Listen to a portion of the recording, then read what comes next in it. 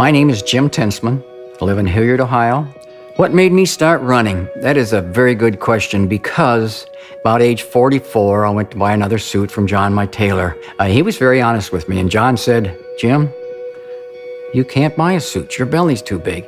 It destroyed me. I didn't know what to do. I don't even remember leaving the place. I was so upset. So I tried to take the dog around the block, and I tell you, I never realized how hard it was to run. I mean, how much energy it took with muscles that weren't ready to do it. It inspired me to try to do something to better myself physically and mentally. My first marathon was a blur. I was so emotional to begin with. I didn't know what to expect. I didn't know if I could finish. That was a big thing. Could I finish that distance? I know you can do more than you think you can do. I have hit the wall at many different mile markers, like 12, 14, 16, 20. I think I had a couple marathons I made it through without hitting the wall. So what's so great is to be able to run through that pain and get to the finish line and say, I did it. People get caught up in work and don't think about themselves. And I think that people should get out there and start moving.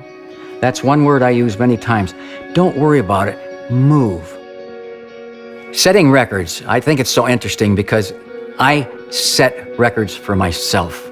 I set records that Jim Tinstman doesn't think he can accomplish at the time, but does.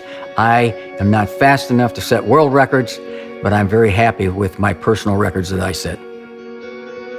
I sometimes wonder what's going to happen. I'm going to have to quit someday, but it's not going to be today and it's not going to be tomorrow. Don't tell me I can't. That's what makes me go. I just enjoy it so much, the feeling when you finish that you did it, that I did it. That's what keeps me going. It's changed my life in so many ways. It's just made me feel like I'm a much better person than I was before I ran. My name is Jim Tinstman. I'm 78 years old, and I've run in every Columbus Marathon. Records are made to be broken.